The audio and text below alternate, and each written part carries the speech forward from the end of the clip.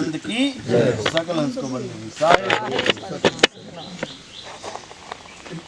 तो पहले मैं अपने बारे में बता दूं, मेरा नाम नितिन दास है और हम कबीर पंथ से जुड़े हुए हैं।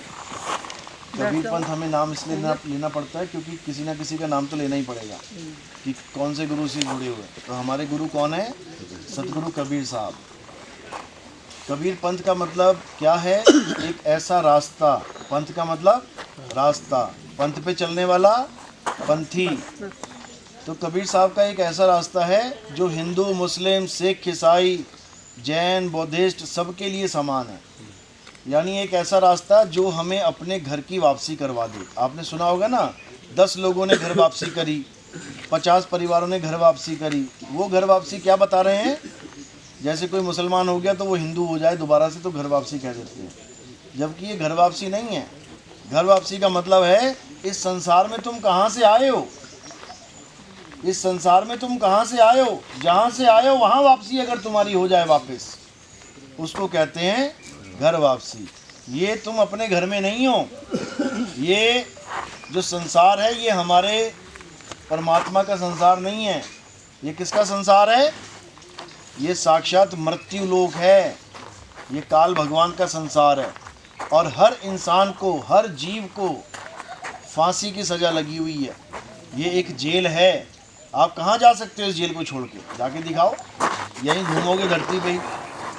ये एक ऐसी जेल है कि इसमें सबको फांसी लगी हुई है। एक भी ऐसा आदमी नहीं है जिसको फांसी नहीं होगी। फांसी मतलब मौत। हाथ खड़ा करो जिसको मौत नहीं आएगी। अच्छा, सबको मौत आएगी, सबको।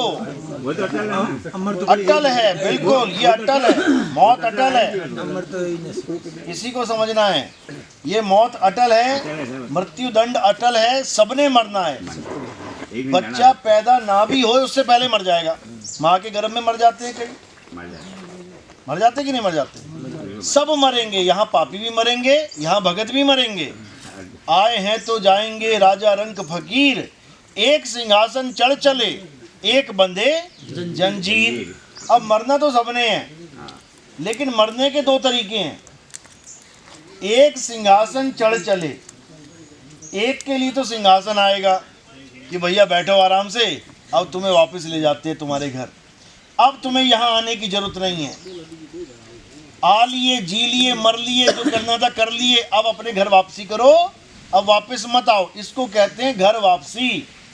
और दूसरा, एक सिंहासन चढ़ चले एक बंधे जंजीर। अब उसको यमदूत आएंगे और जंजीर से बांध के लेके मारेंगे, कूटेंगे, फिर नरकों में डालेंगे, फिर किसी माँ के गर्भ में डाल देंगे। इस दुनिया में आने का रास्ता क्या है?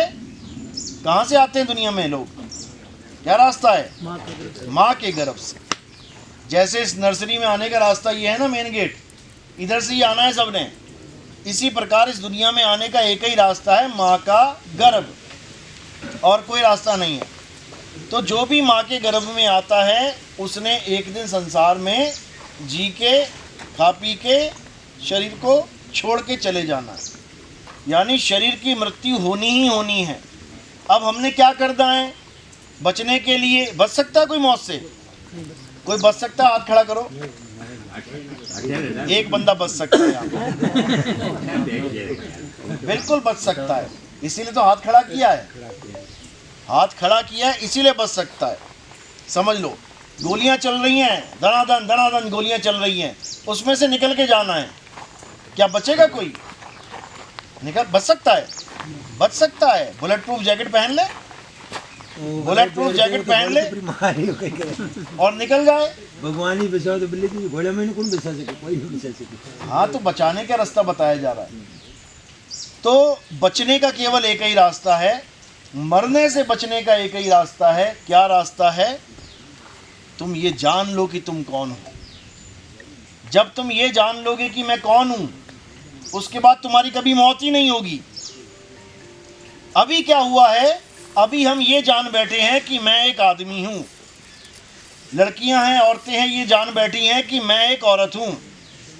जब तक आप ये मान के जान के बैठे हो कि मैं एक आदमी हूं, मैं एक औरत हूं, तो आपकी मृत्यु होनी है। क्योंकि हर आदमी मरेगा, हर औरत मरेगी। अब बचने का क्या रास्ता है? तुम ये जान लो कि तुम एक आत्मा हो। समझ में आई बात? अगर तुमने ये मान लिया कि मैं एक औरत हूं या मैं एक आदमी हूं तो 101% मरोगे, क्योंकि यहाँ सारे आदमी और औरत मरने के लिए ही पैदा होते हैं। लेकिन अगर तुमने ये जान लिया कि मैं एक आत्मा हूं, अब बताओ आत्मा कब मरेगी?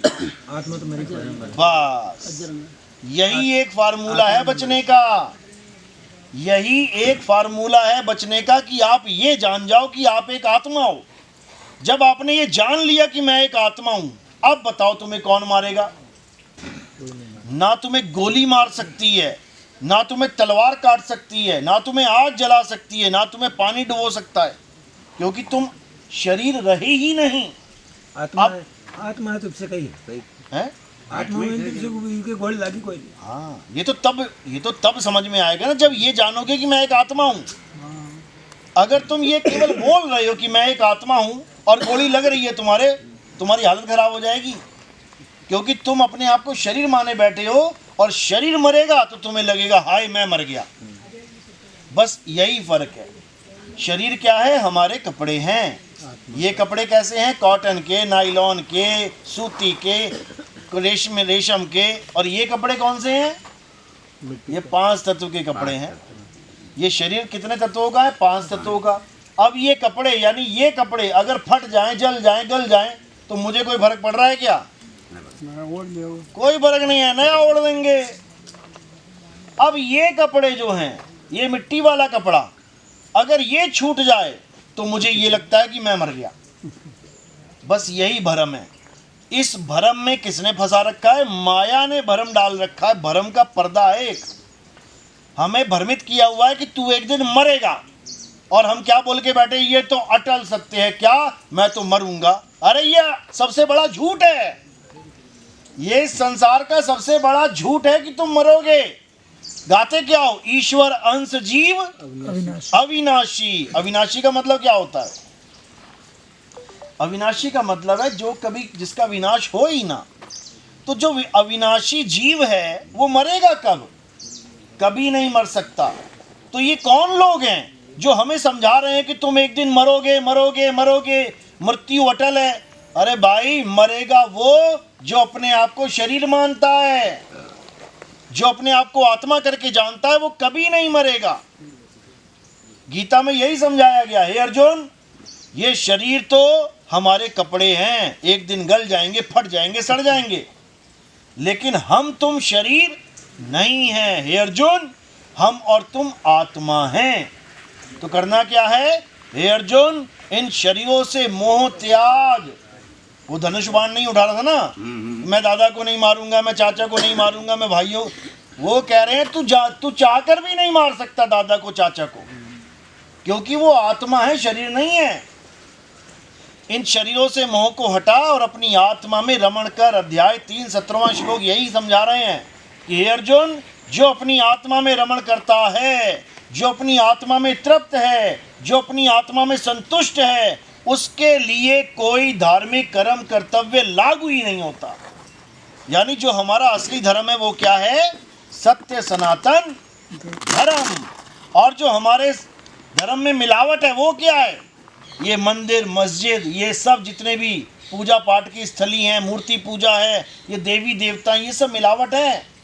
जो हमारा सत्य सनातन धर्म है वो क्या है? केवल आत्मा को जानना है। आत्मा, अचल आत्मा को जानना ही सनातन धर्म है।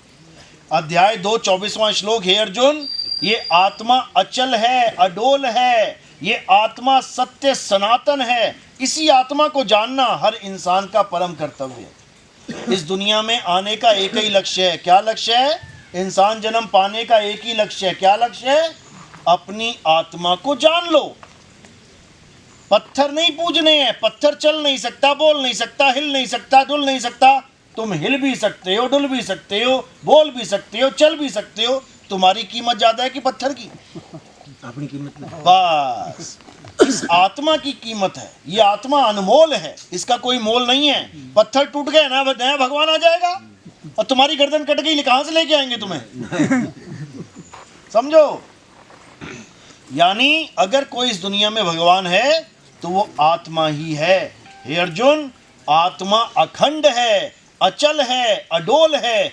आत्मा ही परम सत्य है। जो आत्मा को जान लेते हैं वो जन्म मरण के रोग से निकल जाते हैं, खत्म हो जाता है खेल उनका। वो बार बार नहीं आएंगे माँ के गर्भ में उल्टा लटक के, फिर पता नहीं कैसी माँ मिल गई, काली पीली गोरी, कहता जैसी मिल गई उसी को माँ माँ माँ करते फिरोगे। समझे? तो इसी को समझना है। अभी तो इंसान का जन्म मिल गया तो 2 हाथ 2 पैर हैं। क्यों? तुम्हारी माँ और पिता के 2 हाथ 2 पैर थे। और जब मिल जाएगा भैंस का जन्म, कुत्ते का जन्म, चींटी का जन्म, फिर तुम्हारे पैर भी 4 हो जाएंगे, चींटी के पैर 6 हो जाएंगे। मकड़ी का जन्म मिल गया तो पैर 8 हो जाएंगे। और वो कन खुजरुए वाले मिल गया, फिर 32 जोड़ी लेके घूमोगे फिर।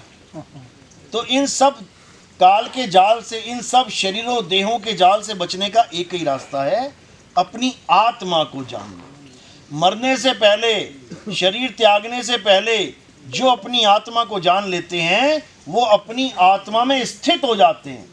शरीर गिर जाता है और जीव अपनी आत्मा में स्थित हो जाता है। जैसे पत्ते हैं, लहला रहे हैं, एक पत्ता गिरेगा, पत्ता तो गिर गया, लेकिन जो डाल है, डाल वहीं रहेगी, अचल है।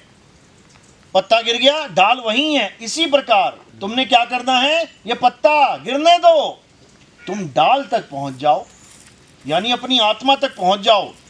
आत्मा के नाम तो सुना ना सबने? अपनी अपनी आत्मा लेके आए हो सब? घर तो नहीं रहेगी किसी की? देख लो, हाथ लगा के चेक कर लो, एक रहेगी हो किसी की? करे रहे हो तो शरीर ही कर रहे ये है बात। शरीर ही कर रहे। हाँ, अगर आत्मा कहीं छूट गई रास्ते में, तुम ही छूट जाओगे वहीं पे। फिर 4 लोग आएंगे तुम्हें छोड़ने के लिए शमशान घाट। तो ये आत्मा ही सत्य है। आत्मा के द्वारा ही ये शरीर सारे काम कर रहा है। तुम्हारे शरीर आत्मा की वजह से चल रहा है। राम जी का शरीर किसकी वजह से चल रहा है? आत्मा की वजह से। कृष्ण जी का शरीर किसकी वजह से चल रहा है? आत्मा की वजह से। सबका शरीर किसकी वजह से चल रहा है? आत्मा की वजह से। यानी हर शरीर को चलाने वाला कौन है? आत्मा है। यानी आत्मा करंट मानो, और शरीर को पंखा, बल्ब, ट्यूबलाइट, हीटर, गीजर, कितना कुछ पड़ा है तुम्हारे घर में, लेकिन एक तार में करंट ना आ रहा हो तो बताओ क्या चलेगा? कुछ भी नहीं चलेगा। इसी प्रकार राम जी का शरीर, हनुमान जी का शरीर, माता का शरीर, शंकर जी का शरीर, मेरा शरीर, तेरा शरीर, हाथी, घोड़ा, कुत्ता, बिल्ली, सारे शरीर किसकी वजह से चल रहे हैं? उस आत्मा की वजह से। यानी आत्मा सत्य है और शरीर असत्य है। आत्मा के बिना शरीर की कोई कीमत नहीं है। समझो, शादी करनी है लड़के की, लेके जाते हो क्या देखने के लिए? शरीर देखने के। हाँ, लड़की बहुत सुंदर है, हमारी बहू बनेगी, और बहू बना के ले आए, अगले दिन मर गई। अब क्या करोगे उसके शरीर का? अब क्या करोगे? आग में डाल दोगे। तो किसकी कीमत थी? किसकी वजह से शरीर की कीमत पड़ रही है? तुम्हें सब पापा पापा कर रहे हैं, तुम्हें सब मम्मी मम्मी कर रहे हैं, मम्मी बेटे को बेटा मेरा बेटा कर रहे। किसकी वजह से? आत्मा की वजह से। जैसी आत्मा निकल गई, तुम्हारी कपड़े, तुम्हारा बेड बिस्तरा उठा के सब फेंक देंगे। उसके बाद तुम्हारी अस्थियां लेके जाएंगे हरिद्वार में। उसके बाद पीछे घूम के नहीं देखेंगे बाप कहीं पीछे पीछे ना आ जाए। समझ लो। उसके बाद शक हो गया ना कि नहीं बाप शायद घर में आ गए, तो कील ठुकवाएंगे, नाल ठुकवाएंगे कि बापू घर ना घुस जाए। बाप के घर में बाप को ही ना घुसने देंगे। तो ये आत्मा का खेल है भाई। इसी आत्मा को जानने के लिए सब संतों ने मुहिम चलाए हैं। ये बड़े बड़े संत जो तुम्हें दिख रहे हैं, ये तो माया इकट्ठी करने के लिए बैठे हैं, आत्मा ज्ञान के लिए नहीं बैठे। ये जो आत्म ज्ञान वाले संत थे, वो उन्होंने कभी आश्रम बनाया ही नहीं। वो निकलते थे, कहाँ तक जाते थे? मक्का मदीना पहुंच गए टहलते टहलते, बाबा नानक जैसे। कबीर साहब ने कोई जगह ही नहीं छोड़ी घूमते घूमते। जगजीवन साहब ने पूरा जगह ही नाप लिया। क्यों? क्योंकि उनके पास इतना समय था ही नहीं कि आश्रम बना के आराम करें। उनके पास एक मैसेज था, एक संदेश था कि कितने ज़्यादा लोगों को मैं बता दूं कि अपनी आत्मा को पहचान ले, नहीं तो ये जीव की अंत में दुर्गति होगी। इसलिए उन्होंने आश्रम तक नहीं बनाए, कभी रुक के नहीं देखा। जैसे नदी है ना, बताओ कहाँ रुक रही है? बता दो कहीं रुकी हो? पहाड़ ही पर। वो तो पहाड़ से चलती है समुद्र तक, पता नहीं कितनों को जल पिलाती जाती है। ऐसे ही संत महात्मा चलते जाते हैं कि पता नहीं कौन सा मालिक का जीव परमात्मा को खोजने के लिए बैठा है, उसको मैं ये संदेशा पहुंचा दूं ताकि उसका अंत समय दुर्गति में ना जाए। क्योंकि जब अंत समय आएगा ना, ये बाप भाई, ये बॉडीगार्ड, मेरे 20 बॉडीगार्ड है, एक ना बचा पाएगा। यमदूत वहीं ले जाएंगे खींच के। और कहाँ से लेके जाएंगे? किस घर में रहते हो तुम? इस काया रूपी घर में रहते हो। इस घर के 10 दरवाजे हैं, 9 खुले हैं, एक बंद है। जो बंद है उसमें तुम आए थे, वो बंद कर दिया। अब 9 दरवाजे खुले हैं, वो कौन से हैं? ये 1 2 3 4 5 6 7 8 और पीछे 9। ये 9 दरवाजों में से ही सबने निकलना है। किसी की आंख में से निकल जाएगा प्राण, किसी के कान में से निकल जाएगा, किसी की नाक में से, मुंह से निकल जाएगा, लैट्रिन बाथरूम निकल जाएगा मरते हुए। तो इन 9 दरवाजों में से निकल गए तो ये आस मत लगाना कि स्वर्ग चले गए। ये 84 में जाने के दरवाजे हैं। कुत्ता बिल्ली हाथी घोड़ा ये सब बन जाओगे जाके। जो मेन दरवाजा है उस पर ताला लगा रखा है, उस पर ताला लगा रखा है, वो खुलेगा कैसे? उसकी चाबी गुरु के पास दे रखी है। जब गुरु तुम्हें चाबी देगा, उसके बाद जब तुम चाबी लगाओगे तो वो दरवाज़ा खुल जाएगा। और जब वो दरवाज़ा खुलेगा तो तुम्हें अपना घर दिखाई देगा सामने, जिस घर से तुम आए थे। अभी नहीं दिख रहा है वो, अभी तो ये दिख रहा है माया का घर, जहाँ पल पल मौत है। अभी यहाँ पे भूकंप आ जाए, अभी पेड़ वेड़ गिर जाएंगे, मरमरा जाओगे, दब जाओगे, सब के सब। कोई मंदिर नहीं बचेगा, कोई मस्जिद नहीं बचेगा, सारे दब जाएंगे, समझ लो। तो बचने का एक ही रास्ता है, उस दरवाजे को कैसे खोलना है। तो कह रहे हैं शब्द विहंगम चाल हमारी, कहें कबीर सतगुरुदय तारी, खुले कपाट शब्द झनकारी, और पिंड अंड के पार सो देश हमारा। ये हमारा देश नहीं है। अरे रहना नहीं देश बेगाना है, ये धरती कागज की पुड़िया, और बूंद पड़े घुल जाना है। सुबह सुबह अखबार देखो आप कितना कड़कड़ाता है, उसी अखबार को पानी में डाल देना, बाल्टी भर पानी में, कैसा हो जाएगा? गल जाएगा उसी वक्त। ये मिट्टी कैसी लग रही है? बहुत ठोस है ना। अभी 10 दिन पानी पड़ जाए ना इस पर लगातार, यहाँ पैर रखड़े वो जगह नहीं मिलेगी। ये सारे मकान सब पानी में चले जाएंगे। क्यों? क्योंकि ये गल जाएगी। ये धरती कागज की पुड़िया, और बूंद पड़े घुल जाना है, रहना नहीं देश बेगाना है। ये संसार झाड़ और झाकड़, देखो क्या दिख रहा है तुम्हें? झाड़ झाकड़ ही दिख रहा है ना।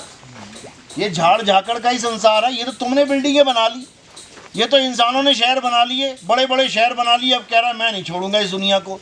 ये सारे शहर दब जाएंगे मिट्टी में एक दिन, उसके बाद फिर झाड़ झाकड़ रह जाएगा। अब रहो बेटा बंदरों की तरह पेड़ों में, समझो। ये संसार झाड़ और झाकड़, अरे उलझ पुलझ मर जाना है, रहना नहीं देश बेगाना है। फिर क्या कह रहे हैं?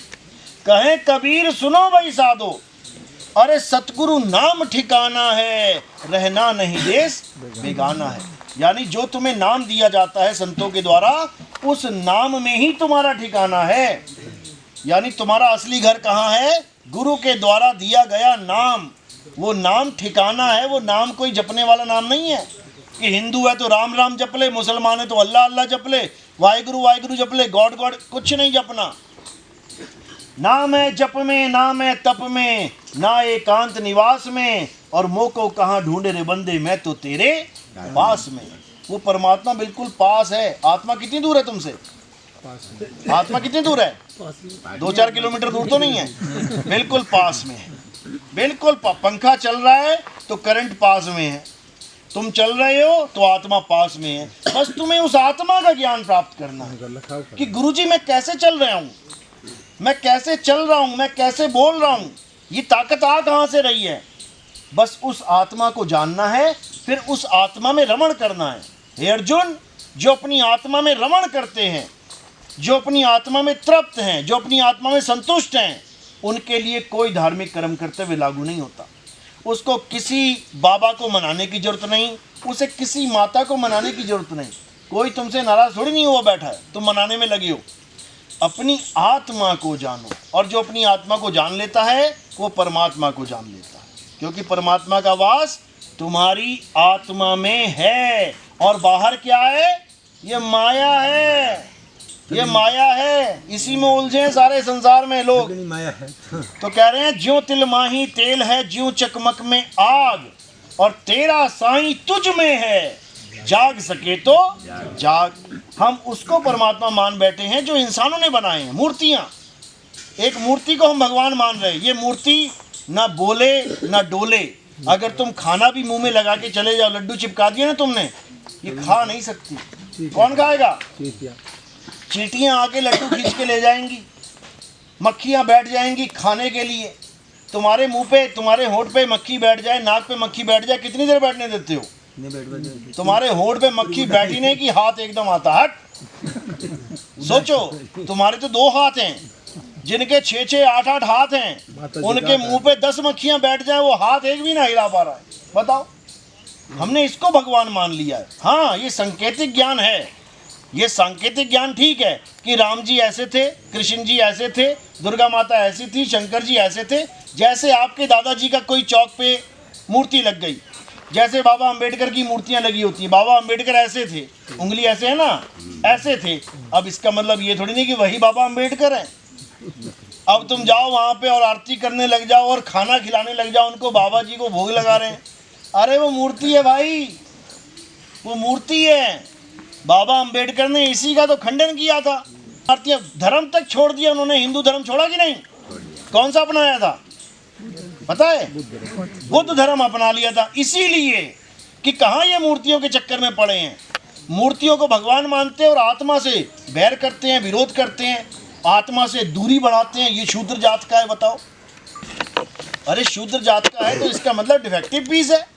अब डिफेक्टिव पीस जब होता है तो आप कंप्लेंट किसको करते हो? पीस को गालियां देते हो कि कंपनी को गालियां दोगे? कंपनी का कसूर है, डिफेक्टिव पीस बनाया। अगर कोई शूद्र बनाया तो उसको पूछो ना क्यों बनाया। तो शूद्र को शूद्र क्या कह रहे हो? वो तो बन गया जैसा बनना था। तो ये सब भरमजाल है। केवल आत्मा को जानो, आत्मा सब में विराजमान है। अगर शूद्र जात गलत है, गंदी है, तो राम जी ने झूठे बेर क्यों खाए शबरी के? समझो, तुम भी खा के दिखाओ तब तुम राम भगत हो। जैसे भगवान करेंगे वैसे भगत करेंगे। समझ में आती है बात? तो इस चीज़ को बिल्कुल दिमाग से निकालो। कोई ऊंची जात नहीं, कोई छोटी जात नहीं, कोई बड़ी जात नहीं। हम सब इंसान हैं और हमारा धर्म इंसानियत है। अगर इंसानियत तुम्हारे अंदर है, तुम सबसे बड़े धार्मिक हो इस दुनिया के, और तुम्हारे अंदर इंसानियत यानी दया नहीं है, तो तुम माँ बाप